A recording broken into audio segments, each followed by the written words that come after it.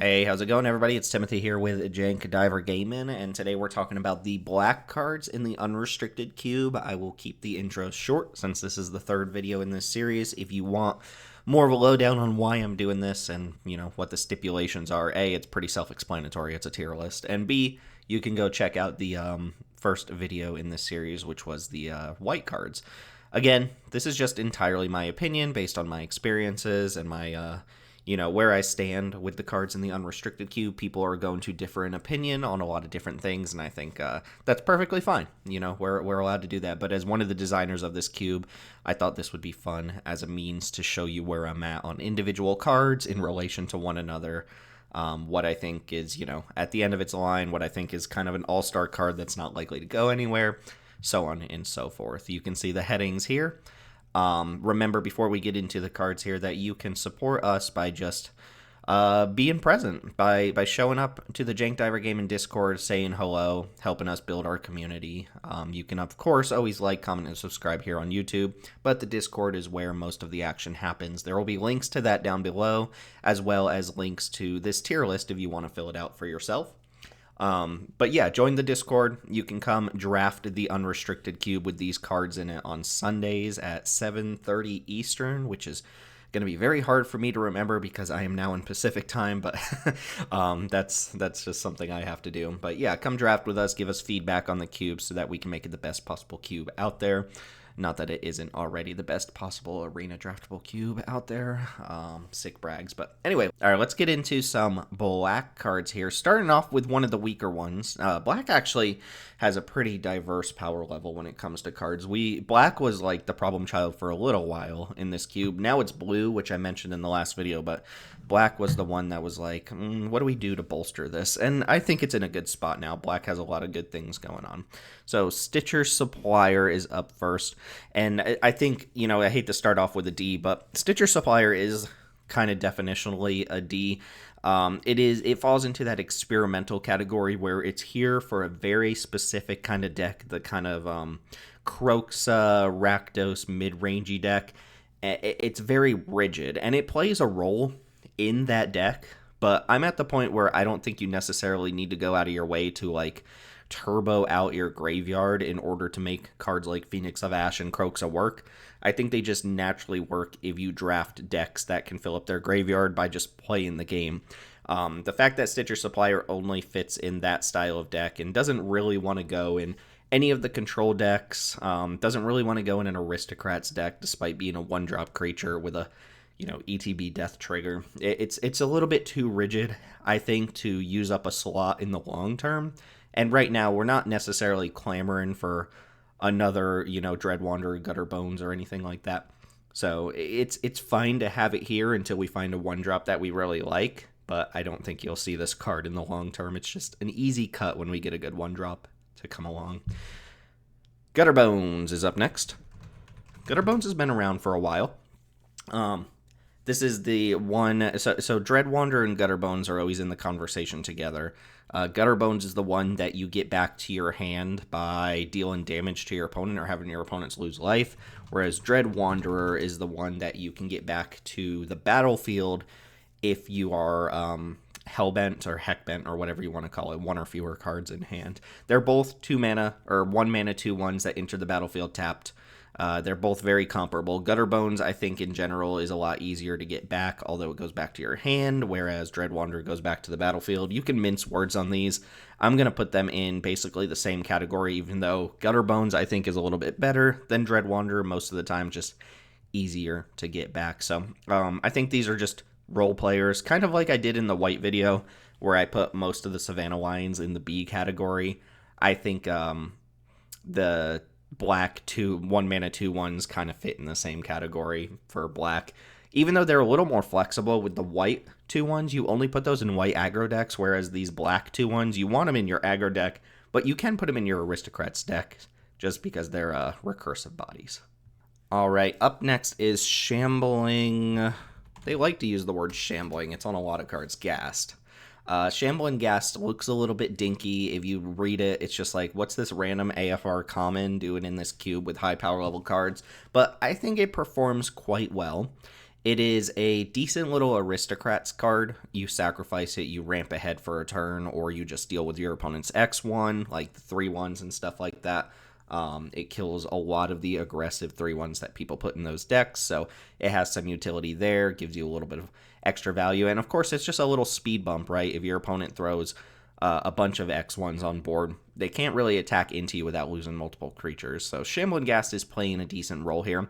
It's not a hyper powerful card, but it is a nice little role player. I think generally speaking, you're going to start off with the better X 2/1s, the 1-mana 2/1s before you take Shambling Ghast. But once you're in the Aristocrats deck, like, you probably want Shambling Ghast more than those creatures, even though these ones come back to the battlefield. So I'm going to put this at C. It's not a high pick card. You never start off a draft with something like Shambling Ghast, but it is a good role player in certain decks. Which brings us to Evolved Sleeper.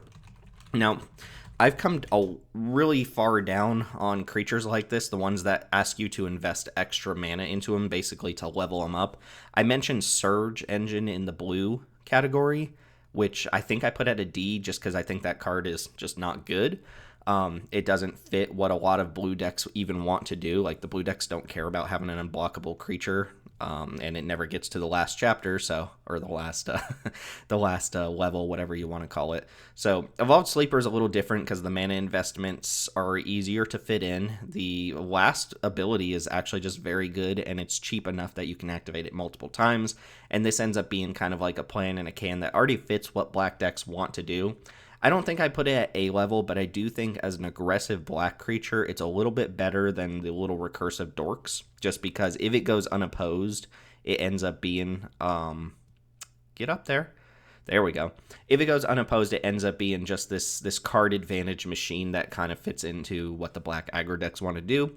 And it's very easy, or at least the, the dream play in the black aggro decks is to play Evolved Sleeper on turn 1, and then turn 2, level it up to a 2/2, and then play a 1-drop in the same turn, which is a very good line of play. This also plays defense quite well. It gets a death touch counter, so it's pretty good.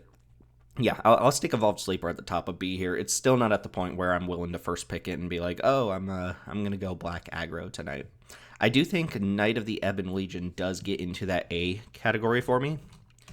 Knight of the Ebon. Got there. So this one is interesting because you do have to invest a lot of mana into it, but it does the threat of activation thing very well. +3/+3 in Death Touch is like a huge bump, even if it does cost a lot of mana. But if you can pick the right moments to threaten that activation, A, you can just make it so that your opponent can't really block this profitably, and B, you can just fireball your opponent with this ability. You get to dump all your mana into damage. It's like a 1-for-1 fire breathing as far as the amount of mana spent. It's also interesting, I didn't even realize this until we started playing this card in the cube, which it's been around, I think, the entire time, but this does not have to be the source of the 4 damage in order to get counters, so you can just passively have a Knight of the Ebon Legion on board and deal chunks of 4 to your opponent with something else and let this grow over time to the point where it can engage in combat. You can also be the one who loses the life, which is interesting, but doesn't come up that often. I think this is the perfect example of a mana sink where, it doesn't look super impressive if you're not activating the ability, but the fact that you can threaten that ability sometimes puts your opponent in a really tough spot. And, as a 1-drop that can threaten to deal 7 damage on turn 6 if it goes unblocked is a pretty big game. And by that time, it's already like a 2/3 or 3/4 or something like that. So Knight of the Ebon Legion still holds up. It's not quite flexible in terms of like all the black decks it goes in, but it goes in the aggressive decks so well that it's a premium card for those decks. Cult Conscripts. This one's interesting because I guess it shows what Fire Design is doing. I don't know if that's still even a design philosophy, but it's very clear that uncommons have breached the territory where we formerly had rares, because this card reads like all of these other recursive rares, but it's actually just, I think, better. It's one of the easiest ones to get back. If you're doing the Aristocrats thing, you can just get this card back on your own without having to fiddle with the things that Dreadwanderer and Gutterbones cares about. And I tend to think this is the best of the recursive 2/1s, despite being the uncommon in the bunch, which is funny, but I think that's where I'm at. Everything I said about these cards, it's true for Cult Conscripts. So I have these cards kind of all bunched together, and that got mixed up. But this is roughly the order I would pick them in most of the time. And yeah, you'll play them in your Aristocrats deck. You'll play them in your aggro deck. You'll be happy. Next up is Vran, which has is it double A? Yeah, okay. Vran Executioner Thane is like a slightly more aggressive Blood Artist, and I just want to shout out, this ability triggers only once each turn. Just from a design philosophy, I know people read that as a negative, but I guarantee you that line of text has prevented so many brutal, unbeatable combos from happening that you should be a little more thankful when they put that line of text on something. Yes, it gates a card's ability to like do combo stuff, but you don't need a 2-drop like this to ping your opponent for 2. The fact that they get to put that text on there means they get to pump up the ability. Like if this wasn't once each turn, or like if you could do this as many times as possible each turn, this wouldn't drain 2 life. It would drain probably 1, and this card wouldn't be a 2/2. So that line of text lets the card do more powerful things, even if it doesn't let it do combo-y things. Anyway, Vran is kind of a middle-of-the-road creature. It's at the cross-section of aggro and sacrifice. You want we want a high density of these Blood Artist type effects, and we certainly do have a high density of them. I think we have 4 of these effects that we're going to talk about. This is one of the middling ones just because it is gated a little bit. If your opponent wraths you, there's a cap on how much damage you can do, whereas Blood Artist will just be like, haha, take 4 or 5 or something like that. I think it's a little less important than the recursive creatures. For the black aggro decks, it's probably like in the same category, so I'm not going to put a lot of thought into, where it lands in relation to these cards. They're kind of all in the same chunk together, which is something you see with black. A lot of the cards are doing the same thing. So Vran can go up here in the B. I'm never first picking this card, but there are multiple black decks where I'm happy to have it. Bloodghast, so another recent addition from an anthology that we will be playing with tonight, but haven't played with yet. I'm a little skeptical of the black mana cost, but I do believe this card will pull its weight, not only as like a black aggro card, maybe even just a mono black aggro card, but the landfall, just bringing it back, means that you can play it as an Aristocrats card very similarly as you would with the 1-drops, but this card just being a little more consistent. Can't block. That's always a downside for stuff like this. Most of these things can block, but they just come in tapped, so they're down for a turn. I think I am willing to put Bloodghast in the A to start out with. The mana cost does hold it back just a little bit. That actually, let's go ahead and put it at top of B. I'm not sure if I would first pick Bloodghast. I really don't think I would. But I could see myself in a lot of black decks where I see this card like 2nd, 3rd, 4th pick, and I go ahead and pick it up. So we'll see how it performs tonight. I expect it to do quite well, and I'm curious what kind of decks it ends up landing in, whether it's just a black aggro card or if it pulls its weight in Aristocrats. Misery Shadow. This feels like when it's in play and you don't have an answer for it, it feels like an S level card, and I could easily put it at S, but I'm going to put it at high A just because there are black decks where I could imagine not running it, mainly the control decks. Again, S, you kind of have to go in like every single deck to be an S, or you have to just be like an archetype defining card that lives or dies on the card, and I don't think Misery Shadow is quite that, even though it is just like an absolutely brutal card. We might even end up cutting this at some point just because of the way that it completely hoses the graveyard. We like a little bit of graveyard interaction, but we're not a fan of cards that are just like the graveyard no longer works, because we put graveyard-centric stuff in our cube to see it happen, and it's not prolific enough that we need hosers for it, so it's a little annoying when your opponent drafts the Lurrus deck and you just land Misery Shadow and suddenly their entire deck is shut off, right? Plus, like, as an aggressive creature, this card is just nuts. I know they were trying to design it so that it worked with Power Stones in the Brothers War, but making this a single colorless activation instead of, like, black or 1 in a black or something like that just pushes this card through the roof. It means on curve, this card can attack into anything. and basically blocks anything too. Like sometimes a single Misery Shadow holds down the entire fort if you're on defense, which is just wild for a 2-drop. So high A, straddling the line between S and A though, it really does play out like that. Tenacious Underdog. We have quite a few of these recursive 2-drops to talk about.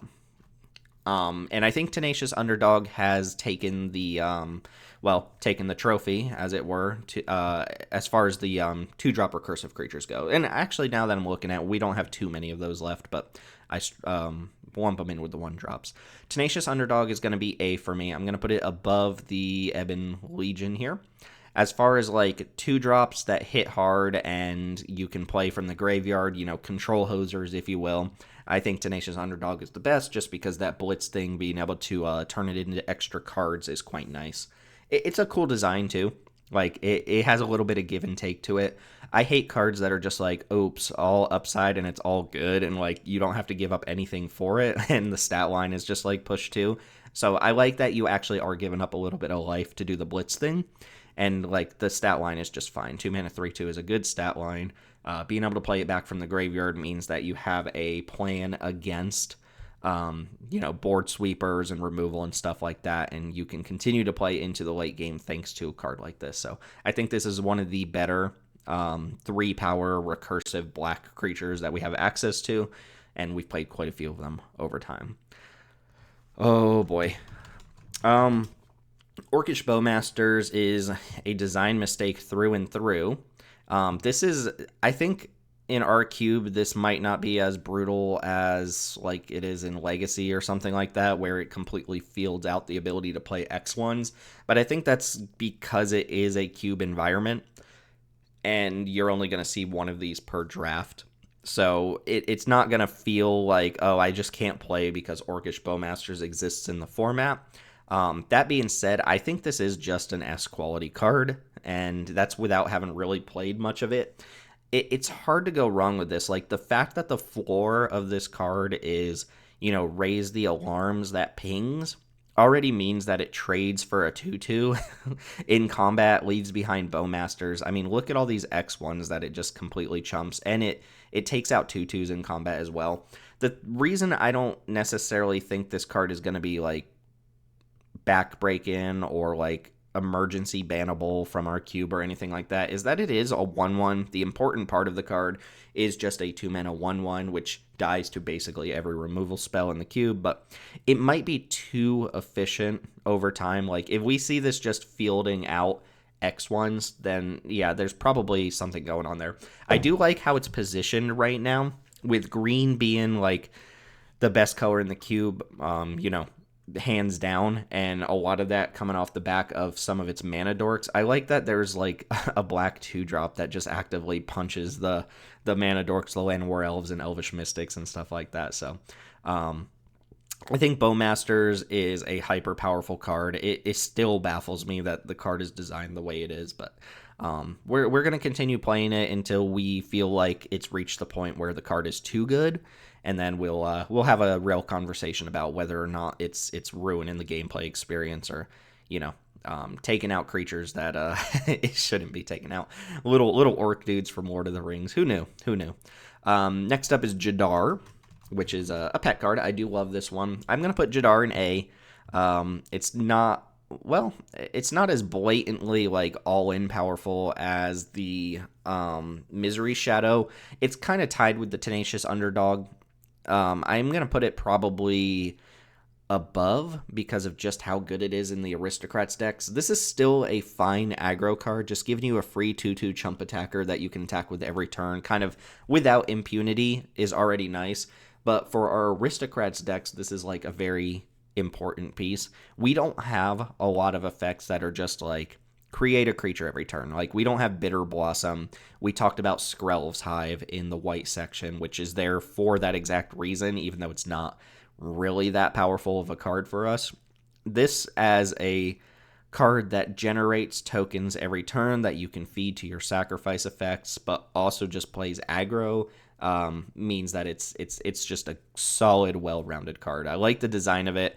It feels like, it feels like a very well-balanced card. You can't just build up a board of creatures. It asks you to do something with that zombie token every turn, and usually that means you just attack with it. Blade of the Oni. This one is in the conversation about coming out, coming back in, coming out, coming back in. As a creature, like, this is just fine. 2 mana, 3/1 menace is a pretty good stat line. I don't think it's a very important card. I think most of the black decks want the recursive creatures like the Tenacious Underdog and the Skyclave Shade we'll talk about here in a second.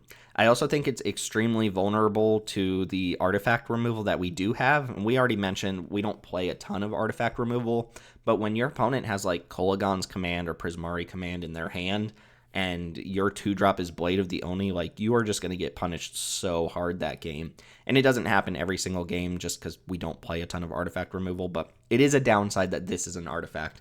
The reconfigure, like, 1 in every 5 or 6 games, you'll reconfigure onto something and you'll do something cool with it, but I think that's more bonus text than something you actually end up relying on that often.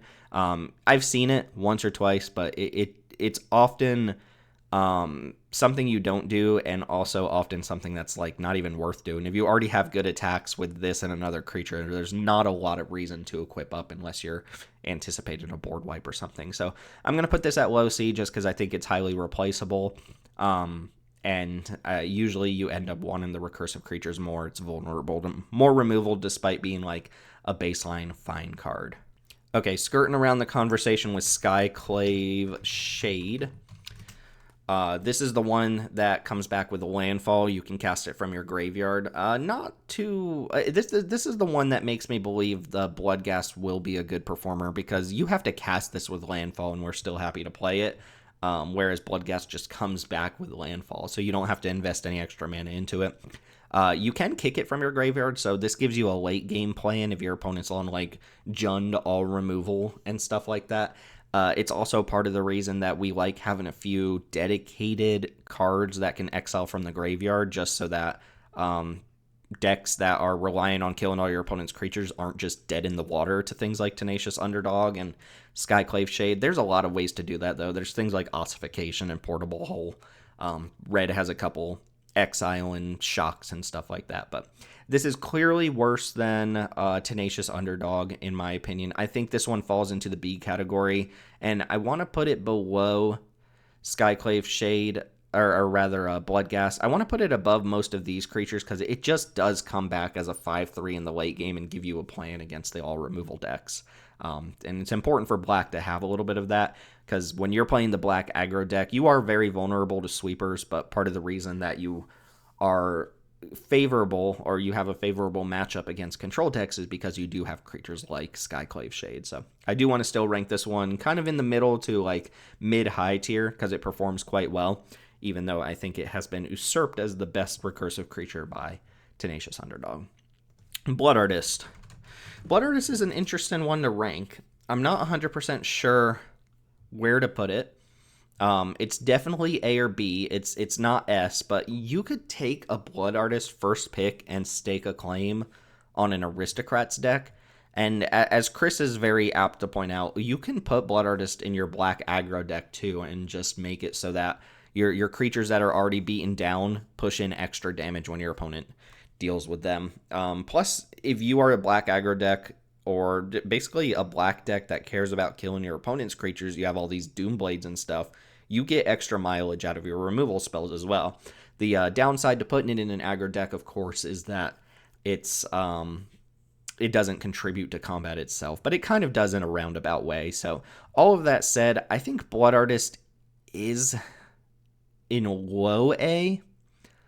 Probably better than Knight for a lot of decks, because it is a archetype defining card, right? You can first pick it and stake a claim, like I said. So yeah, A feels appropriate for Blood Artist, which is weird for a 2-mana 0/1, but you can put this in a wide variety of black decks and it'll be quite well. And of course, these effects get better the more you stack them together, so we'll keep that in mind when we talk about the rest of the cards. Ophiomancer is up next from an anthology. I believe that's how we got it.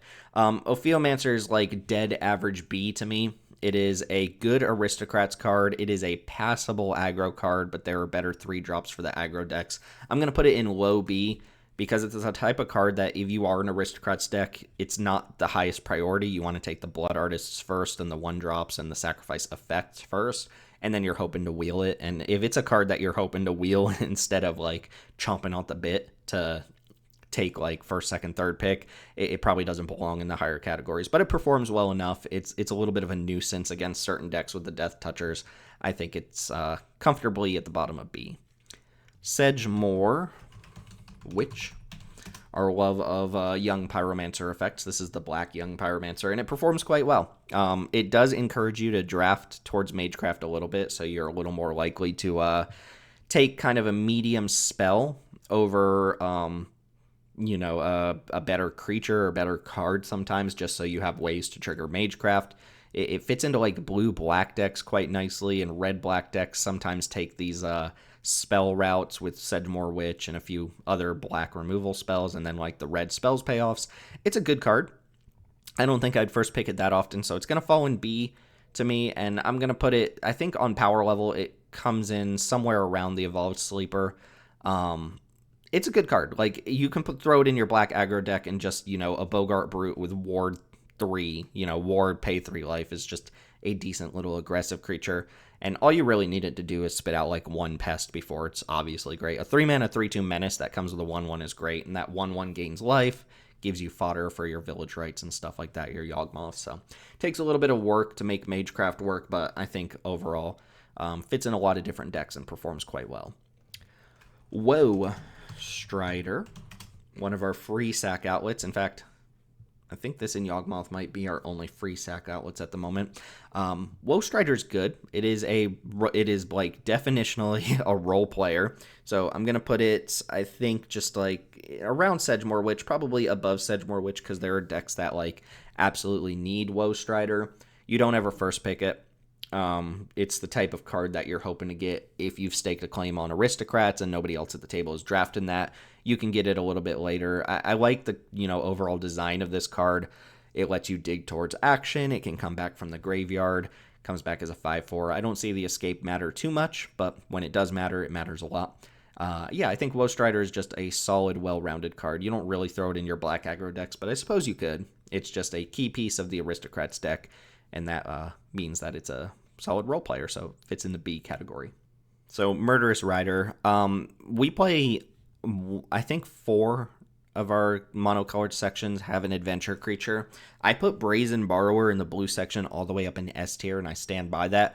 Murderous Rider is not S tier to me. In fact, I don't even think I would put it in A tier. It's closer to like low B or C tier, honestly. I'm going to put it at high C because like you can put it in a deck and sure it's going to 1-for-1 something, but if you're using it as a removal spell, it's worse than like a lot of the other removal that we're going to talk about.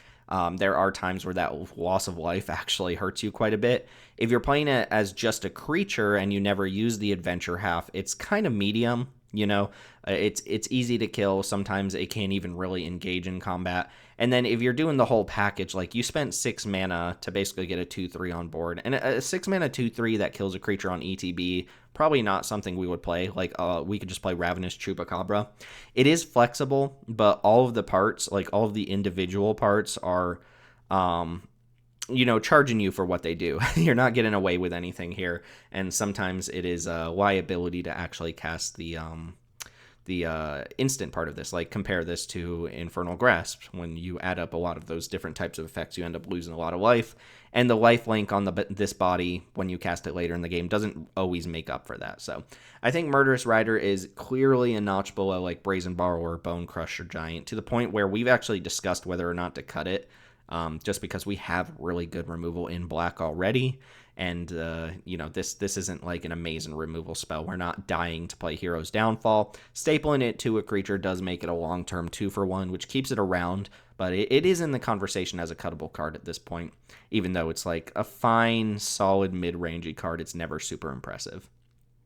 Here's one that some people might not know. Urborg Scavengers from Aftermath. Remember Aftermath? Yeah, me neither. This is a experimental card. I have not played with it, but we have had reports that in the black aggro decks, this card does fine. I'm going to go ahead and put it like at the bottom of B. because it is kind of like it's the type of creature that's like good, like on rate it's fine, it's cool, it can do some interesting things, but it's not such a powerful role player or a key piece of like any particular deck that I think we're going to be like having conversations about keeping it around in the long term. As we get more 3-drops and better 3-drops and stuff like that, I imagine this card will be up for grabs. Like the spot that it's occupying will be up for grabs just to make room for something else. Even though for right now, like, yeah, let's give Aftermath some love with an interesting card. I haven't played it, but people have reported that it's decent, so we'll go ahead and give it a little bit of credit by putting it in B. I'm not out of my, I'm not going out of my way to say we need to cut it. Yawgmoth, Thoran Physician. Okay. Yawgmoth is, I believe, S tier. And I'm going to put it below Bowmasters because Bowmasters is insane and was designed by chimpanzees, but maybe you're not supposed to say it. I don't know. Yawgmoth is an archetype defining card, and a lot of people have mentioned that this, they think, is the most powerful thing that you can be doing in the cube, or at least the most powerful thing that black can be doing in the cube is drafting an Aristocrats deck with Yawgmoth. It also ties together a lot of different things here, so when you're looking at these 1-drop, 2/1s that come back a couple times per game, Yawgmoth is happy to play those because they deal extra damage, but also because they're easy bodies to sacrifice. Also, Yawgmoth just does like so many different things. I write for draftsim.com. You can go check out my articles. But when I'm doing like top lists or, best X in the world, it feels like Yawgmoth shows up on every list. It's a proliferator, a discard outlet. It nukes your opponent's creatures. It's a sacrifice outlet, and protection from humans like comes up way more often than I would like for it to, but that's the price you pay for power, I guess. So Yawgmoth I'm going to put at S tier because A, it is very powerful. You could put in a black aggro deck, but it's like the archetypal card for a sacrifice deck, and it's so good as a sacrifice engine that you can feel like you have a plan against your opponent's sacrifice deck, and then they land Yawgmoth, and even if you Wrath, they're just going to turn their board into cards, and you're going to be facing down a 7-card hand again. So very good card. I think this is the type of card that if you sit down and you have a preference for drafting Aristocrats decks and you see it pack one, pick one, you can easily just snipe it up and start moving in that direction. And I don't think you're wrong for doing so. So Yawgmoth is going to fall into S tier for me. So Kalitas is a good card on rate, but it has that 4-drop problem where black decks or decks in general just don't need a bunch of 4-drops. It's more of a Jund type card, or falls into that like rock shell where you're playing just mid-rangey threats and you have a bunch of removal and you're looking to grind into the late game and stuff like that. I think Kalitas is replaceable in a lot of decks and not quite as important for any particular deck that I'm actually going to go like, well, on power level, this card is fine and it can decide games. So C is a little bit low. Let's go ahead and put it in B, but I am going to put it like low B here. Probably above the Scavengers. Let's go ahead and stick it here. There are a lot of times where you're drafting a cube where everything's high power level, everything's like tight at any given point in the curve, and you just like decide you don't need a 4-drop, or you'll wait till later in the game to pick up a 4-drop and you don't really care what it is. Kalitas kind of fits that mold for me, even though, you stick this against an aggro deck and it survives for a turn, you're looking great, but we don't need as many aggro hosers these days because aggro is just in a good spot. So Kalitas is going to get a fairly low grade for me, but one that I think still respects the card. Stanko is up next without Torbran. This card has been in the cube during its entirety. We have not had a conversation about cutting it yet. Rankle performs well. There was a point where I thought this was the best black 4-drop, and it's still in the conversation, but I think that obviously goes to Yawgmoth. Rankle, I think I have to put in low A. Well, let's go high B, and let's talk through it real quick. So Rankle is replaceable. There are plenty of times where you see Rankle in a pack and you don't take it because you want to keep your curve really low or something like that. But Rankle does play a lot of different roles. You can put it in your sacrifice deck because it just is a sacrifice outlet that also interrupts your opponent. It edicts them while doing what your deck wants to do. It can just draw you cards, which is nice. And then the fact that each player loses a life means that this tacks on extra damage in your aggro deck, and then you can eat through your opponent's hands. So the fact that you get to like pick and choose what happens when Rankle hits, and Rankle almost always hits once thanks to flying and haste, means that there's a lot of flexibility to the card. And it is good top end for a lot of different styles of black decks, so maybe it should go in low A, but I don't think I'm first picking Rankle these days. There probably was a time where I would do that, and, as much as we joke with Chris about, like loving Rankle and stuff like that, I'm not sure if Chris would even first pick Rankle, but maybe. He's a madman. He might do it. Grave Titan.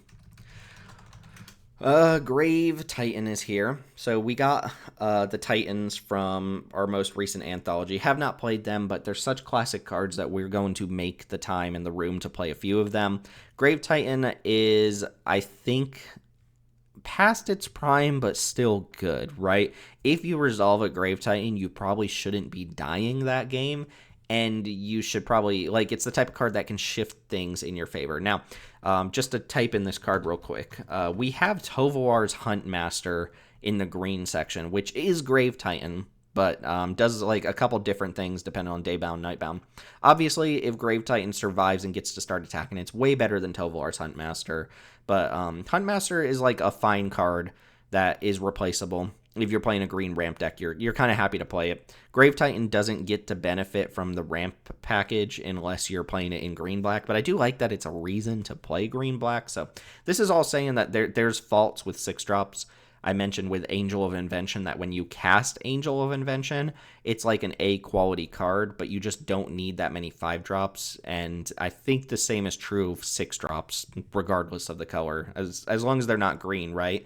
So I think Grave Titan is going to justify itself on power level, but is going to be the type of card that you don't necessarily need in every deck. So I am going to go ahead and stick it in B for now until I see a reason to think that it's an A or S quality card. I can't imagine Grave Titan ever gets into S range, but as a stabilizing threat that can close out games, I think it's probably a high B.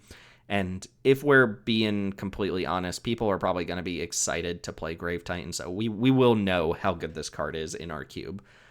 It could just be that it gets hosed by every blue counter spell, and a 6-drop creature is just a little bit too much, but we'll see. We also have Inferno Titan Primetime as well. Liliana of the Veil is up next. This is going to be one of my controversial ones. I actually posed this question to our design group not that long ago. I think Liliana is kind of weak these days, and I can't possibly put Liliana lower than Shambling Ghast, but I can put it lower than Murderous Rider. The play patterns of I'm gonna go ahead and play Liliana and I'm just gonna control this game from here on out don't seem to crop up in Modern Magic, first off, and be in our cube. And you can certainly craft decks where Liliana is going to be good. You can find pockets where Liliana edicts your opponent's best creature and leaves something on board. I think the thing that drops it down for us is it's really hard to turn the +1 into an advantage. Obviously, there are decks that can have things like Gutterbones, and Dread Wanderer doesn't even go back to hand, but Gutterbones and other creatures that go back to your hand, you can discard a Linger and Souls, and you can set that up as an advantage. But I've noticed in our cube, when you're using that +1, you're honestly usually losing a card. And the way Liliana of the Veil, the traditional power of Liliana of the Veil is being able to break synergy on that +1 ability, which is a lot harder to do in our environment. So I have found it to be a huge underperformer, and I just think this is a classic card that was dominant in Modern and Legacy and other formats for a very long time, and this is 2023 Magic where it has more competition. So not bad. I'm not willing to say Liliana of the Veil sucks or anything like that, but noticeably weaker than your expectations when you look at a classic card like this. More Liliana. This is Liliana the Last Hope. Yeah, cool art there. We're going to play with the Shadows over Innistrad art, but this card is fine on power level. It's interesting to put Liliana the Last Hope higher than Liliana of the Veil, but again, I think Liliana of the Veil is suffering from 2023 Magic syndrome, and I think Liliana of the Last Hope is a little bit more well-rounded. It's more of a value card than it is a control card or anything that pushes a particular advantage. I kind of want to put it in low C as well too, because there's plenty of look at this stance. What is this stance? I wonder if that's intentional. Anyway, I think, again, Liliana, This is not a hyper powerful card. If your opponent's playing a bunch of X1s and it gets to just come down and pick something off, it's quite good. Maybe like low B, above Scavengers, above a Theomancer, something like that. Like straddling the line between B and C is where I'd put this card. As a value card, if you -2, you get something back to your hand. Like that's decent, but you paid 3 mana for like essentially a raised dead, and then usually Liliana dies. It's kind of hard to find the spot where Liliana just like controls the game to the point where you get to -2 and keep Liliana around for an extra turn. Obviously, you snipe off an X1, you feel great, but that doesn't always happen. I think it's a middle of the road Planeswalker. It's like a nice little value card. Does a good roll against aggro decks with a bunch of X1s and Savannah lines and stuff like that, but not a hyper powerful card by any means. Just a cool little Jundi mid-rangey Planeswalker that fits a different number of styles of decks and not clamoring to cut it. Again, Sorin the Mirthless. Let's move on. We got 4 Planeswalkers in the black section. So the cool thing about Sorin is that it fits in like every black deck. If you're black control, this is a draw engine that can make a body if you need to. If you're black aggro, it draws you extra cards, which is always great in aggro and makes a body if you need to. Also, that -7 actually ends up being a little bit relevant in the aggro version. Planeswalkers don't really ultimate in our cube, but sometimes an unopposed Sorin that your opponent's having trouble to get through because you're just drawing extra cards every turn does build up to a -7 and threaten to close out the game. You can also play this in just like an Aristocrats deck. It's an open-ended Planeswalker that lends itself to a wide variety of different decks. And for that, I'm going to put it in A. In fact, I'm going to put it's almost top A. I don't want to say this is an S quality card. So I don't want to put it at the top of A necessarily, but it is well-rounded. You can start a draft off with Sorin and keep yourself open. Despite taking a black card, you keep yourself open to basically any black deck that presents itself, and that's a powerful place to start. You have a powerful card that can determine games and that you can build a game plan around, but it doesn't commit you to any particular strategy, so you can move into Aristocrats or Control or whatever is open. So I do like that about Sorin. Walth is always in the conversation about cutting, but I do think it's a powerful card that fits into basically any black deck as well. I'm going to stick it in high B here, like really high B, next to probably Rankle. It is a 5-drop Planeswalker. 5 drops, I can speak ad nauseum about how you just don't need a bunch of 4, 5s, and 6s, but as a 5-drop Planeswalker, this card's great. There's a conversation about whether it's good in aggro or good in Aristocrats or what the right home for this card is. I personally think you can put Walth in any black deck and it's going to perform well. Even in your control deck, the fact that this is a Planeswalker that draws cards, but more importantly stabilizes the board, is just really good. If you're aggressive, these spiders do a very good job of attacking. If you're defensive, they do a very good job of blocking.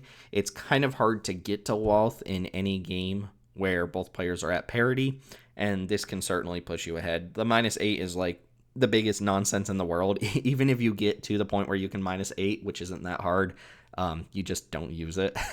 But it's a draw engine, it's a stabilizer, it's a good aggressive creature. Not the most important aggressive card because the aggro decks just don't need 5 drops that often, but it fits a lot of different roles, and I think Walth, I usually defend it when it's in the conversation about cut, and I think it's a good card.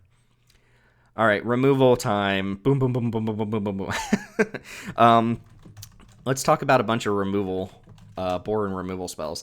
Fatal Push is like the king of removal, I think. This card is very, very good. It's also, the fact that it's a 1-drop means you get to do the Dreadhorde Arcanist thing, which is awesome. When you Fatal Push something and then you Arcanist and Fatal Push something else, you feel like a god. High A, I'm going to put this at like the top of A. It's not an S tier card. Like a 1-for-1 removal spell, it's really hard for me to put that in S tier unless it literally kills anything with like no stipulation, so Swords to Plowshares is an S level removal spell. Lightning Bolt, probably an S level removal spell. Fatal Push is just a notch below that, but still high enough to be an A. The fact that this is a 1-mana card that often trades up for 3 drops and 4 drops means it's just very good removal. You'd be happy to play this card. Village Rites, that's not a removal spell. Village Rites is efficient. it goes in a lot of different decks. If you're playing a black deck with creatures, you can put this in. You don't necessarily have to be an Aristocrats deck to make this work, but on raw efficiency, this card is great. I'm going to go ahead and put it in B because there are control decks where you don't really want to play it. And I think it's like a high B. When your opponent tries to remove your creature and you village rights it in response, like, you're usually in a good position there. It's like mid B, actually. It's mid B. Let's put it below the recursive creatures. There we go. Not much to say about it. Like, it says what it says on the card. Obviously, if you're using it proactively and you can sack, like, the goat token from Woe Strider or something like that, you're in pretty good shape. But most of our sacrifice outlets are things like Yawgmoth and Woe Strider, so it's nice to have a spell that sacrifices for value, and it's usually pretty easy to set yourself up. But obviously, you put this in a deck where it's going to be good. You don't just throw it in any deck. So there are decks that don't play it, though, or don't want it, so it's going to be a little bit lower because of that. Cut Down, one of the weaker removal spells, but still good. It's not Fatal Push number 2. Like, it's just not. It is in the B category for me. Cut Down, like, will kill a decent number of creatures, almost all 2-drops and a decent number of 3-drops, but usually falls off beyond that when you're facing down against like a green opponent and they start slamming the 4/4s and stuff like that. You'll really start to feel the the downside of Cut Down. But as a 1-mana spell that kills like most things from mana value 1 through 3, it's good. If you don't get the Fatal Push, you're happy to play the Cut Down. So I think high B is a good spot for it. I still want to give the nod to this Bloodghast here, so let's go ahead and stick it here. It goes in a lot of decks, and these cheap removal spells are like key for the control decks. Infernal Grasp, we will do a quick run of all of the Doomblades. We have 4 Doomblades right now. So Infernal Grasp is destroy a creature, lose 2 life. Power Word Kill is the one that kills non-angel, demon, devil, dragons. And then Heartless Act is the one that kills a creature without counters on it. You can also remove counters from things, which comes up like 1 in every 20 matches. Also a wombo combo with Thing in the Ice, but not really something that you take any consideration for. And then Go for the Throat, which is the one that kills things that aren't Wormcoil Engine. So we can talk about all of these together. I think if I had to rank these, I think Infernal Grasp is the best. You lose 2 life, but it kills anything. There's no stipulation on it. And then I think Go for the Throat is behind that. Power Word Kill is clearly the worst. The interesting thing about Power Word Kill is that it doesn't kill the most important things you need to kill, like the Avacyn's and the Glory Bringers and stuff like that. But there aren't a ton of angels and demons and stuff like that floating around, so it does kill like 80% of creatures. So if you had to rank these, it's something like Infernal Grasp kills 100% of things, Go for the Throat kills like 90%, Heartless Act kills like 80 to 90%, Power Word Kill kills like 80 to 90%, and the Power Word Kill gets a knock for not killing some of the most important creatures. So I think Infernal Grasp, I'm going to go ahead and put, these are kind of all A tier, right? And if I had to rank them, they would be in this order. I'm going to put Power Word Kill like low B. It's the one you're least excited to pick up, but still does the job if you don't get the other ones. Like, these are premium Doomblades. This is tertiary or whatever, 4th place Doomblade, and that's fine. Blot Out, another Aftermath card. An unexcited one. Basically just eats your opponent's biggest thing, which is fine. You know, it exiles as well. It's instant speed. It was an upgrade over a Soul Shatter or whatever that card was. Still just like middle of the ground removal, kind of in the same category as Murderous Rider.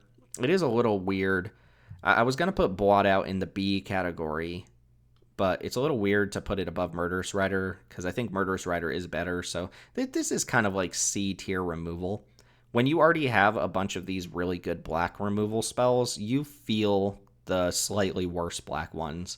So I think this does belong in the same category as Murderous Rider, and you want a lot of these other removal spells first. Pile On. This is a Convoke one. From what I understand, this card has been performing quite well, which is good to hear because it's a cool design. We don't have a lot of like quote-unquote free spells, and this isn't always free. Like, you're not always going to have 4 untapped creatures and get your opponent. Plus, on Arena, like, Arena gives away when you have action and you're tapped out, right? Because you get stops and stuff like that. But the fact that you can leave a couple creatures up or you can put your Blood Artist to work by tapping it for Convoke is quite nice. And then this just kills something and surveils too.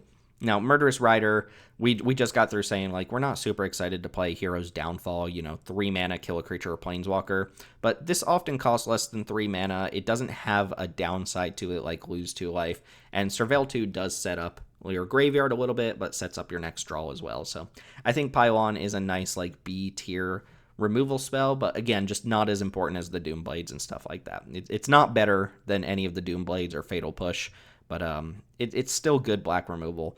And as we've seen with the other videos, I usually put like just the solid removal spells at the top or close to the top of each category because that's kind of where they fall. So I think I would want Cut Down and Power Word Kill before Pylon, although maybe I'm like a white-black tokens deck or something like that where I want Pylon first. Unearth. Unearth is a new addition from the Anthology. And it's a simple card. It's a 1-mana reanimation spell for anything with mana value 1 to 3. There are a ton of mana value 1 to 3 creatures. If you ever get back a 3-drop with Unearth, you're very happy, and the fact that you can cycle it means that there's a very low opportunity cost, although, as we've seen, Cycling 1 has spoiled us a little bit to the point where Cycling 2 feels like it's actually a real cost, and it is, but Unearth should be decent. I have a hard time imagining Unearth ever being a bad card. If you have creatures in your deck, and, they're important creatures you want to get back, they're pretty good. Also, very good with Sedgemoor, which is just a spell that can either get Sedgemoor Witch back or trigger it on the low end. So, probably like mid-B, right? Let's put it next to Sedgemoor Witch. Feels good. I expect this card to do good things in our cube. Bloodchief's Thirst. So, Bloodchief's Thirst is kind of like a Fatal Push that you have to cast at sorcery speed. I do find the catch-all nature of it very good. Obviously, you can trade this for a 1 or 2 drop. It's kind of like Portable Hole in that sense. You pay 1 mana, you kill your opponent's first or second play of the turn of the game, and then you can dump some extra mana to kill basically anything. That's a lot of flexibility. I think this belongs in the A tier category next to the other good removal spells. Honestly, when you're drafting a black control deck or you're just looking for removal spells in your black deck, basically you see a pack that has a single black removal spell and you're just like, okay, I'll take that, right? It doesn't matter which of these it is. Obviously, if these show up in the packs together, you have to make a decision, but a lot of times they just show up by themselves and you're like, okay, I'll take a black removal spell. You don't think of too much about what it is. Thoughtseize with the invocation art. Not this one, but whatever. So Thoughtseize is S tier. I'm going to put it above Yawgmoth, actually. There's no black deck where you should be cutting Thoughtseize. As Chris has pointed out in our design discussions, like the best thing black can be doing just generically across all of its different archetypes is stripping your opponent of cards. Just because you get so much of an advantage. I don't know. This Thoughtseize gives me a visceral feeling like when somebody knows the contents of my hand and gets to remove the best card from my hand, it's hard to come back from that sometimes. Anytime you mulligan and someone Thoughtseizes you, like you feel like the game is over and you haven't even played the first turn of the game yet, right?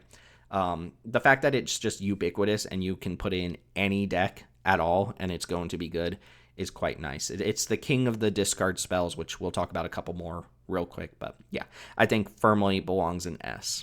Mind Spike is one we should pull up. It is an alchemy card. We're trying this one out over Dreadfugue, which Dreadfugue was fine, but a little bit expensive if you had to do the cleave thing. Mind Spike basically lets you duress your opponent, but if you miss, you get to draw a card instead. You do lose 2 life, which is a little bit of a cost, again, when you're adding up things like Murderous Rider and Infernal Grasp and stuff like that.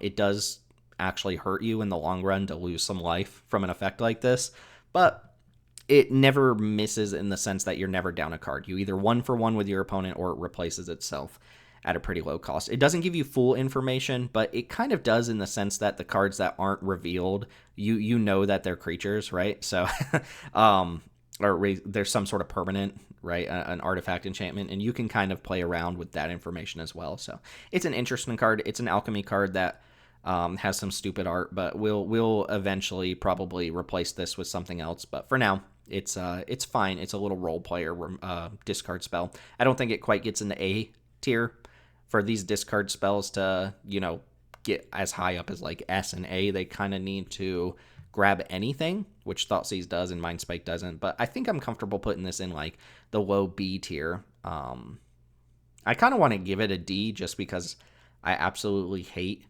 when people use an effect like this against me. It's like my least. The most visceral feelings I get in Magic are when people are looking at my hand and discarding cards. I don't care if I get mind rotted, but I really hate when people get to see the contents of my hand. I'm a player who values like tricky plays and stuff like that. So when people can see everything and play around everything I have, I'm just like, well, this game's not worth playing. Inquisition of Kozilek, I think firmly between the other two draw spells that we just talked about. It's not Thoughtseize. You wouldn't necessarily start off a draft with Inquisition unless you have a strong preference towards black, but it's a little bit better than Mind Spike. It almost always hits something. It might not take your opponent's best card, but it disrupts their curve easily. It lets you play around what's going on with your opponent's hand. Fits into every black deck, whether you're control, aggro, so on and so forth. I think this one firmly belongs in A. And I don't know, it belongs near the removal spells.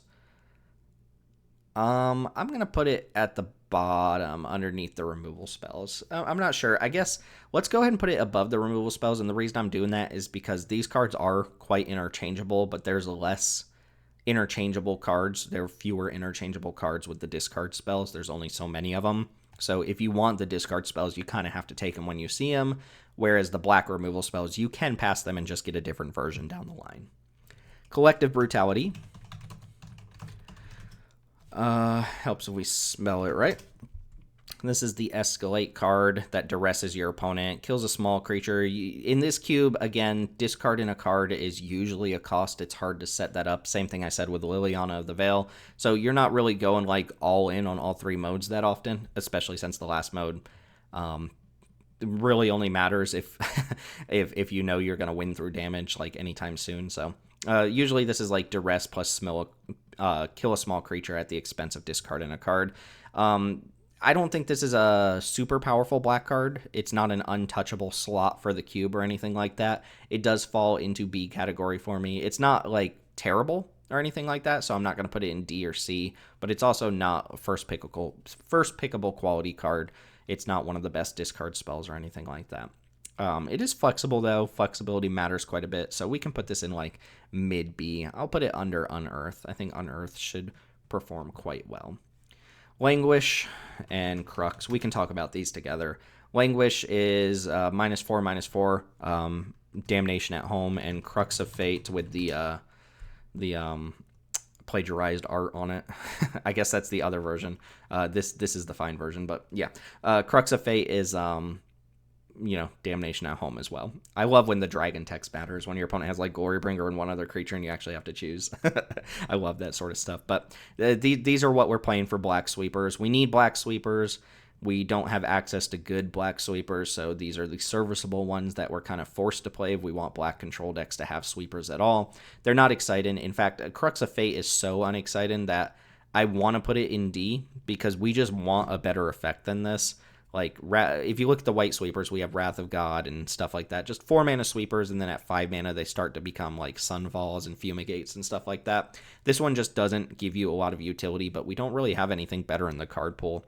And I think Languish is a little bit better, just because you need your sweepers to be cheaper.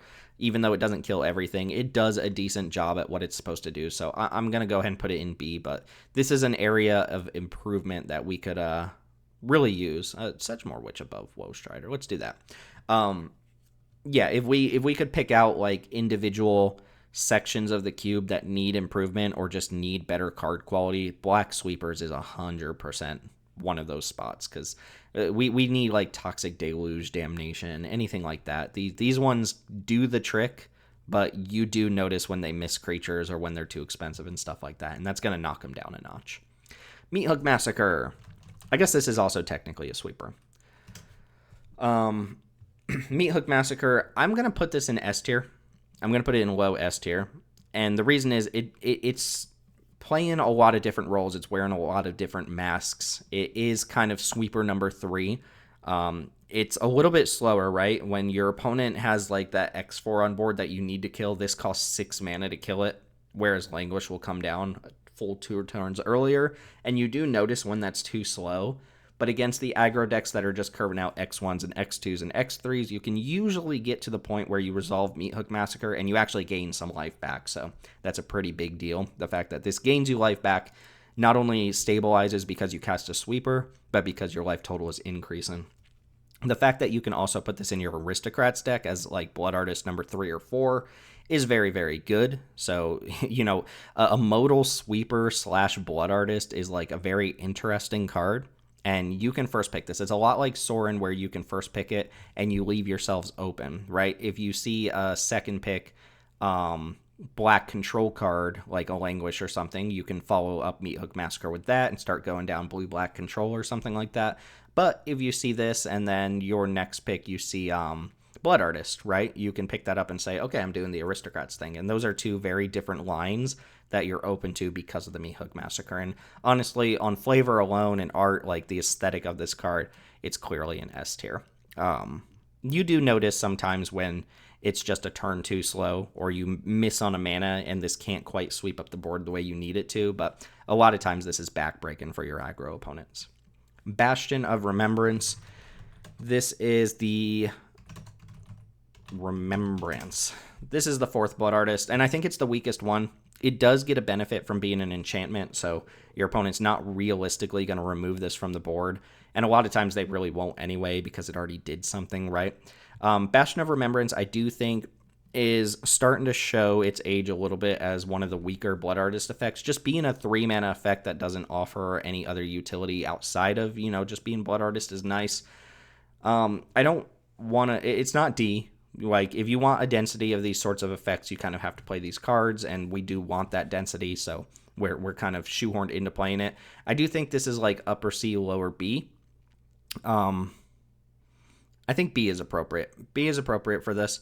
It's better than Ophiomancer because the decks that want those cards want this more. Better than Kalitas. It's probably in the same ballpark as Vran. Like, the same decks want these two cards. This one just costs 3 mana. You can't recur it with things like Unearth and stuff like that. I guess you don't need to. It's not going to the graveyard, but yeah, I think I can't quite put this in A. Like, it's not as important as some of the other pieces, but if you're looking for density, you'll take this card kind of highly. Meat Hook Massacre just kind of puts the card to shame a little bit, but that doesn't mean you can't play multiples of that similar kind of effect. Transmogrant's Crown. This is a Chris card through and through, and I've played against it enough and with it a few times to know that it does pull its weight. Whether or not it's like necessary in the cube is questionable. Like, it's good. You can put it in your black aggro deck or your Aristocrats deck, and it'll perform just fine, but your deck doesn't necessarily need a Transmogrant's Crown to tick, and that leads me to believe that this is a high C. Like, on power level, it's a B. In some decks, it's even maybe like an A-. It helps you grind and stuff like that. But if you were to replace this with an effect that fits those same styles of decks, like, I just don't think you're ever finishing up the draft and being disappointed because Transmogrant's Crown isn't in your final build. So I think that's a C quality card. Performs well, not a necessary addition to the cube, just a good card altogether. Phyrexian Tower. Got 2 black cards to talk about here. Phyrexian Tower performs well. We've got black utility lanes that we can play. We've played Castle Lochthwain. I think we've played the Agadeem's Awakening once or twice, which that one was a little bit of an underperformer. But Castle's fine. Phyrexian Tower is just kind of nice. You can do a lot of different play patterns with this card where you actually do get something out on board a little bit easier, or, a turn sooner or something like that. And it is notable when you just have a free sack outlet. Sometimes just having a sack outlet is what you need, even if you're not using the extra mana. And hiding that on a land that's pretty much never going away is nice. So you have like your Shambling Ghast up, and you have your Phyrexian Tower up, and you just say, okay, what are you gonna do? Are you gonna try to kill my creatures with single target removal spells? Because I'm just gonna sacrifice them for some sort of value instead, kind of like a high market. I think this the funny thing is that very rarely you see people put this in like non-black decks as well. I've played this in a blue-green deck before, which the mana was so good that I could afford to, and I had just a couple dorks that I could like cash in for extra mana down the line. I think it's realistically in B. Black has a lot of Bs here, but it's like high B. You do need a certain type of strategy to make it work, so I'm going to put it below the removal spells because I think you typically want those first. But yeah, this is a nice little role player for sacrifice decks or, just black mid-rangey decks in general. And then there's Takenuma. So far, I have looked at get out of there. Okay. Well, so far I've looked at Iganjo, Takenuma. There we go. So Iganjo I put in S tier. I stick by that. Odawara I waffled a little bit, put it down in A tier. I think Takenuma is also like high A tier. I'll take Fatal Push first. Take that. Take Soren. Here we go. That's a good spot for it. Again, I'm not saying you have to first pick Takenuma, but the opportunity cost of putting this in your deck and just improving the quality of your lands is so low that you should be taking cards like this highly. In Cube, you end up with like 30, 35, 40 playables for your deck, and you can't play all those cards. So being able to use some of those picks to improve the quality of your mana base is very, very powerful. When you get to play 23 playables and your opponent's playing 23 playables, but some of your 17 lands actually are doubling up as spells and your opponent's lands are just lands, you have more action, more decision points during a game than your opponent, and that usually adds up over time. This one is one of the weaker ones because it's just so expensive to channel that you don't often get to like channel and cast a spell during the same turn. So it is a noticeable step down from something like a Ganjo, which usually trades 1-for-1, but I value these very highly, the channel lands in general. And that's going to be the case for all of them. They're all minimum A just because of the opportunity cost. So that's going to be it for Black. Black has a huge chunk of Bs, not quite as many S's as Blue, I don't believe, but a lot of A's. Like, the fact that a lot of the A's, too, are just, like, bread and butter effects, like Doom Blades, discard spells, stuff like that. It's quite nice. A lot of mid-rangey stuff here in the B category, and then D, Stitcher Supplier, not necessary. These sweepers, we really need to upgrade our sweepers over time if Wizards would just print a couple better ones for us on the Arena client. That's it for Black, though. Let me know what you think of this tier list, or fill out the tier list yourself. There will be a link down below in the description where you can waffle through the cards yourself, and then come share it in our Discord and let us know what it looks like for you. So that's going to be it for the Black section. We'll be back with red and green, so stay tuned. My name is Timothy with Jank Diver Gaming, and I will see you all next time.